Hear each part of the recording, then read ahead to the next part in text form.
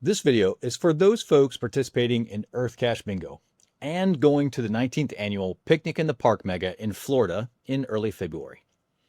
If you're doing the EarthCache Bingo, I've done some analysis, and in this video, I'm going to give you a cheat code to which EarthCaches I think line up with which bingo spaces. And if you haven't heard of EarthCache Bingo, well, I'll leave a link in the description to that video, and you can go check it out. All right, let's do this. I took a look at all of the EarthCaches within a 1-hour driving radius from Wickham Park. Turns out there are 39 within this radius as of 23 January. By the time of the mega, it's possible that there may be more, of course.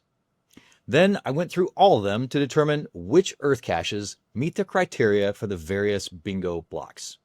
Now, don't forget that an EarthCache can meet the criteria for more than one block, depending on the topic or where it's located, how many favor points, etc. But you also need to remember that these don't stack. You can only apply a single EarthCache towards a single block.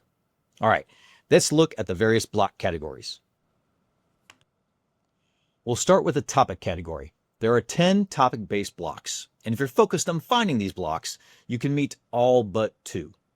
Florida, I'm not sure this will be a surprise really to anybody, but it has no EarthCaches on glaciers. And perhaps somewhat surprising, maybe not, I found no EarthCaches that deal with volcanics in any way.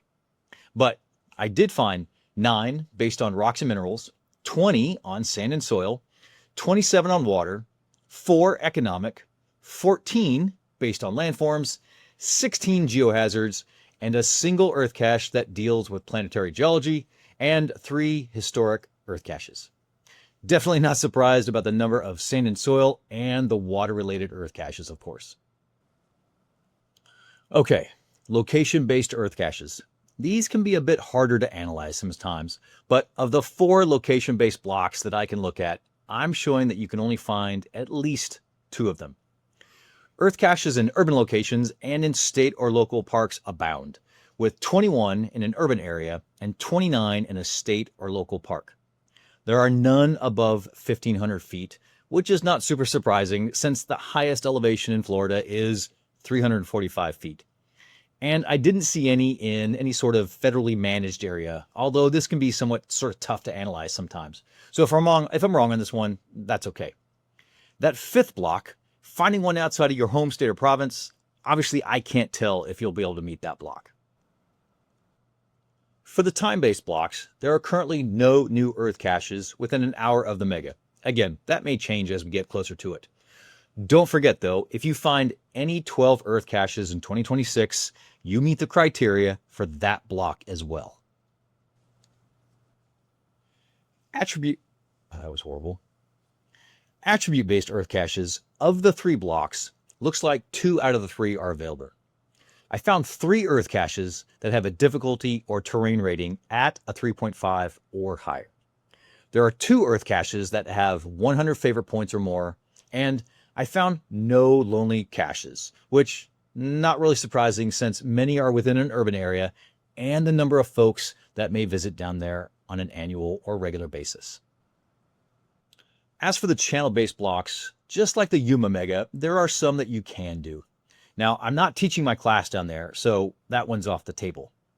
Using the EarthCache Pass form, though, that can be done.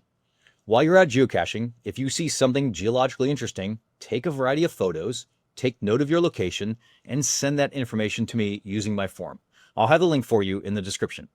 And of course, one of the easiest blocks to fill is putting a comment in a video. For example, if you put a comment on this video, then you've met the criteria. Boom, 1 block done. All right, I hope everyone has an amazing time attending the mega.